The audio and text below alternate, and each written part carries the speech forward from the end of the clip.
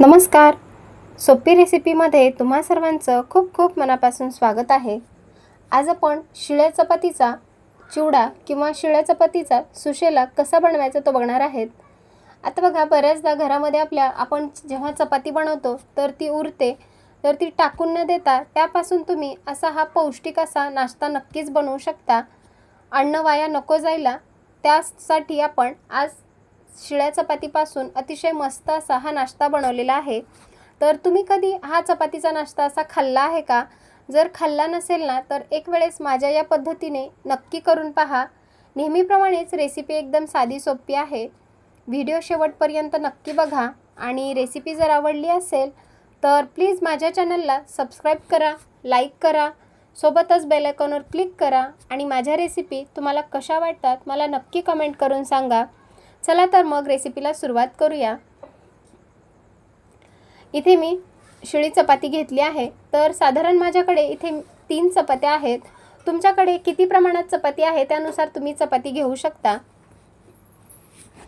आता आपल्याला या चपातीचे छोटे छोटे तुकडे करून घ्यायचे आहेत, कारण असे तुकडे केले की आपल्याला सुशेला बनवायला सुद्धा अगदी सोपं जातं. तर बघा, माझ्याकडे ना ही रात्रीची चपाती आहे, तर ही सकाळच्या नाश्त्यासाठी मी हा चिवडा बनवणार आहे. चपातीचे थोडे छोटेसे तुकडे करून घेतले की एका मिक्सरच्या भांड्यामध्ये टाकून घ्यायचे आणि त्याचा आपण बारीक असा भुगा करून घेऊयात. त्यामुळे खायलाही छान लागतं आणि दिसायला तर खूपच मस्त दिसतं.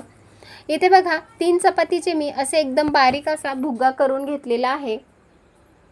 यामध्ये आपण पाणी टाकलेलं नाही, फक्त ही चपाती मिक्सरला आपण फिरवून घेतली. आता लगेच आपण फोडणी देऊयात. तर फोडणीसाठी मी गॅसवरती कढई गरम करण्यासाठी ठेवली आहे. कढई चांगली गरम झाली की त्यामध्ये आपण एक मोठी पळी तेल टाकून घेऊयात. तेल चांगलं गरम झालं की त्यामध्ये आपल्याला 1 चमचा मोहरी टाकायची आहे.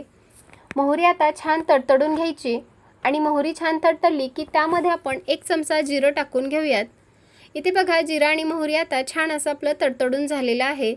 गॅसची फ्लेम मी कमी केली आणि यामध्ये आता एक मोठा आपण बारीक असा कांदा चिरून घेतला आहे.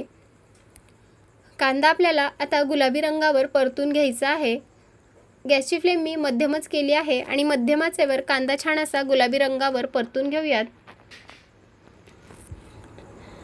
इथे मी थोडा जास्तच कांदा वापरला आहे, यामुळे चपातीच्या सुशेलाला ना खूपच मस्त अशी भन्नाट चव येते. कांदा छान असा परतून झाला की यामध्ये अर्धा चमचा हळद टाकून घ्यायची. आता हळदसुद्धा आपण तेलामध्ये छान अशी परतून घेऊयात. कांदा आणि हळद परतून झाली की यामध्ये एक मध्यम आकाराचा टोमॅटो बारीक चिरून घेतला होता, तो टाकून घ्यायचा. आता टोमॅटोसुद्धा आपल्याला छान असा मऊ होईपर्यंत 1-2 मिनिट छान असा परतून घ्यायचा आहे. इथे बघा, कांदा टोमॅटो आपलं छान असं परतून झालेलं आहे.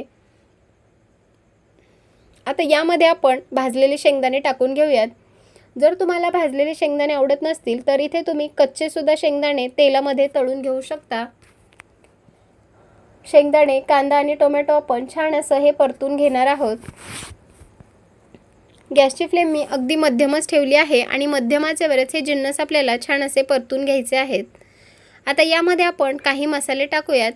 तर तुमच्या मसाला डब्यामध्ये जो मसाला अवेलेबल आहे तो तुम्ही टाकू शकता. इथे मी कांदा लसूण मसाला 1 छोटा चमचा वापरणार आहे. सोबतच अर्धा चमचा लाल तिखट टाकणार आहे.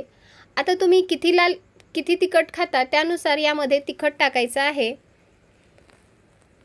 यामध्ये मी 1 मॅगी मसालासुद्धा टाकणार आहे. या मॅगी मसाल्यामुळे ना इतकी छान अशी चव येते. तर तुम्हीसुद्धा कधी जर असा चपातीचा चिवडा बनवत असाल ना, तर एक वेळेस मॅगी मसाला नक्की टाकून पहा. तर इथे मी 1 सॅशे जो असतो तो पूर्ण मॅगी मसाला टाकला आहे. आता हा मसाला आपण छान असं परतून घेऊयात. इथे मी लाल तिखट वापरला आहे. तुम्ही याऐवजी हिरवी मिरची बारीक चिरूनसुद्धा टाकू शकता आणि तिखटाचं जे प्रमाण आहे ना ते तुम्ही तुमच्या आवडीनुसार कमी जास्त करू शकता.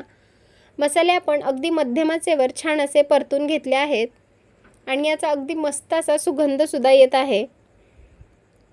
मसाले आपले 1-2 मिनिट छान असे परतून झाले की आपण जो चपातीचा भुगा करून ठेवला होता तो यामध्ये टाकून घेऊयात. तर सर्व भुगा मी या कढईमध्ये टाकून घेतला. वरून आता भरपूर सारी चिरलेली कोथिंबीर टाकून घेऊयात आणि आता हे हे जे तुकडे आहेत ना, आपण या मसाल्यामध्ये छान असे मिक्स करून घेऊयात.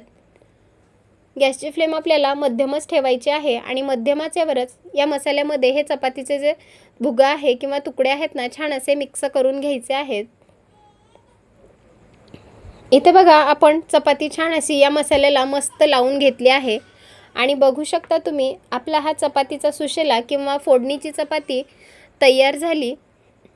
आता आपल्याला ना याला एक 5 मिनिट छान अशी वाफ मारून घ्यायची आहे. तर छान असं हे मिक्स करून घेतलं या मसाल्यामध्ये. आता यावर एक झाकण ठेवूयात आणि 1 का 2 मिनिटासाठी किंवा 5 मिनिटसाठी छान अशी वाफ मारून घेऊयात. त्यामुळे तुकडे खायला खूपच छान लागतात.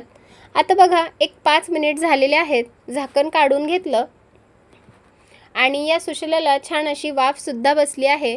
तर परत हे आपण छान असं मिक्स करून घेऊयात. आणि तुम्ही बघू शकता, याला रंग तर किती मस्त आला आहे आणि अगदी मस्त मोकळे सुटसुटीत आपले ह्या चपातीचा सुशेला किंवा फोडणीची चपाती तयार आहे. अगदी 5 ते 10 मिनिटांमध्ये हा नाश्ता बनवून तयार होतो. हा लगेच आपण एका दुसऱ्या डिशमध्ये आता सर्व्ह करूयात. हा जो नाश्ता आहे ना, तो तुम्ही सकाळच्या नाश्त्यासाठी किंवा दुपारीसुद्धा खाऊ शकता.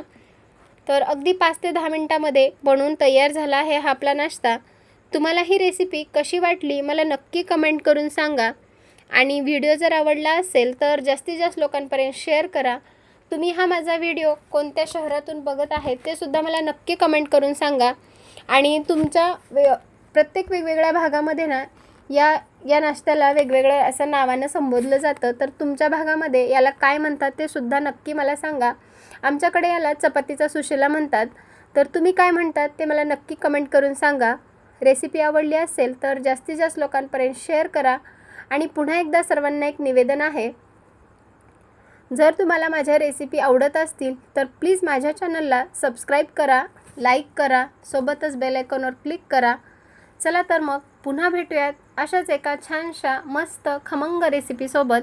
तोपर्यंत धन्यवाद आणि मस्त रहा, स्वस्त रहा आणि सगळ्यात महत्त्वाचं चांगलं चांगलं खात रहा.